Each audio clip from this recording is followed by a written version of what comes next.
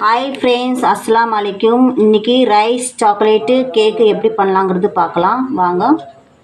No baking, no cooking, no oil, no ghee, no butter, no oven, no egg, no soda. இதெல்லாம் இல்லாமல் இன்ஸ்டண்ட்டாக cake எப்படி பண்ணலாங்கிறது பார்க்கலாம்.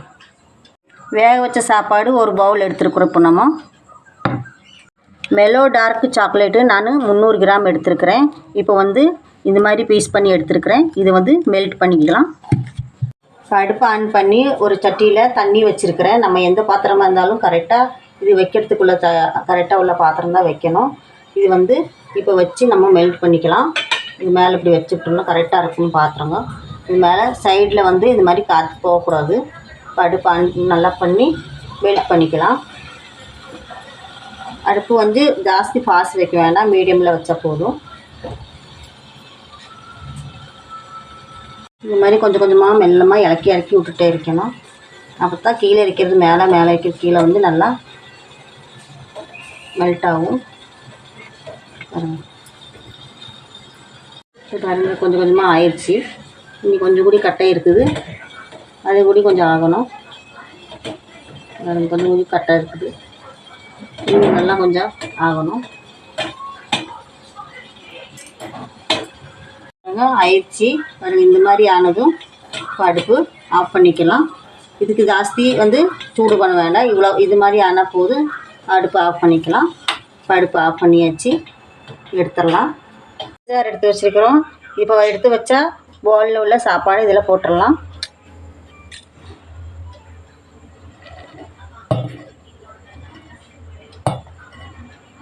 இப்போ எல்லா சாப்பாடும் இதில் போட்டாச்சு. இப்போ சாக்லேட் இதில் போட்டுடலாம். இப்போ மிக்சரில் 3 ஸ்பூன் தண்ணி ஊற்றிக்கலாம். போதும், ஜாஸ்தி ஊற்ற வேண்டாம். இப்போ அரைச்சிட்டு வந்துடலாம். அரைச்சாச்சு பாருங்க. இப்போ சூப்பராக இந்த மாதிரி தண்ணி சுடு தண்ணி ஊற்றி தான் அரைச்சிருந்தேன்.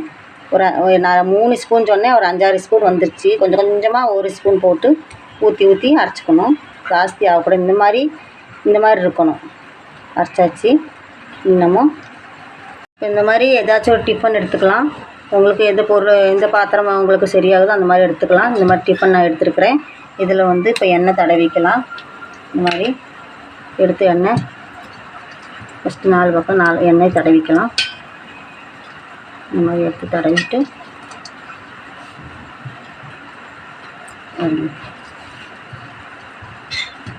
இந்த மாதிரி எல்லாம் எண்ணெய் தடவியாச்சு. நீ பட்டர் பேப்பரை இந்த மாதிரி பட்டர் பேப்பரை எடுத்து உள்ளே வச்சுக்கலாம்.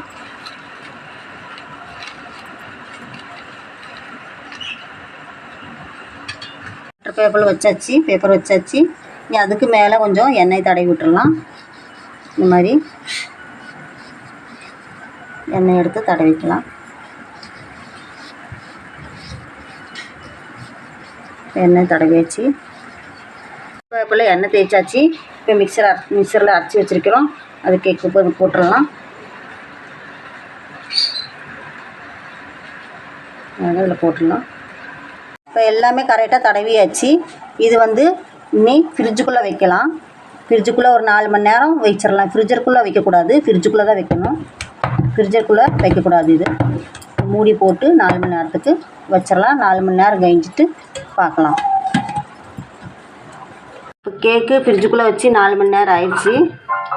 பாருங்க சூப்பராக கேக்கு இருக்குது, ரெடி ஆயிடுச்சு.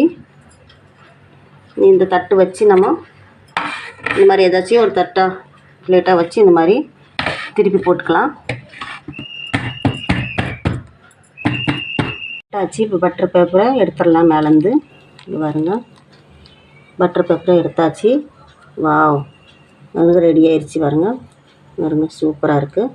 இதுக்கு மேலே சாக்லேட் மெல்ட் பண்ணி வச்சுருக்கிறேன் கொஞ்சம், அது இதில் ஊற்றிடலாம். பாருங்க, இது மாதிரி ஊற்றி மேலே பண்ணிடலாம். சாக்லேட் சிரப்பு மேலே தேய்ச்சாச்சு. இனி சாக்லேட் சருகி வச்சது கொஞ்சம் மேலே அப்படியே போட்டுடலாம். இந்த மாதிரி கொஞ்சம் கொஞ்சமாக போட்டு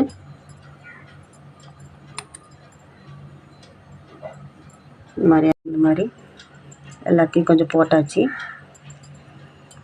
பாருங்கள். ஆனால் ரைஸ் சாக்லேட் கேக் ரெடி ஆயிடுச்சு பாருங்கள். இதே மாதிரி உங்கள் வீட்டில் உங்கள் குழந்தைகளுக்கெல்லாம் செஞ்சு கொடுத்தீங்கன்னா நல்லா விரும்பி சாப்பிடுவாங்க. பாருங்கள், சூப்பரான ரைஸ் சாக்லேட்டு கேக் ரெடி ஆயிடுச்சு பாருங்கள். இதே மாதிரி உங்கள் வீட்லேயும் நீங்கள் ட்ரை பண்ணி பாருங்கள். உங்கள் பிள்ளைகளுக்கு நல்லா பிடிக்கும். உங்களுக்கு பிடிச்சிருந்தா லைக் பண்ணுங்கள், ஷேர் பண்ணுங்கள், மறக்காமல் சப்ஸ்கிரைப் பண்ணுங்கள். பக்கத்தில் இருக்கிற பெல் பட்டனையும் கிளிக் பண்ணிக்கிங்க.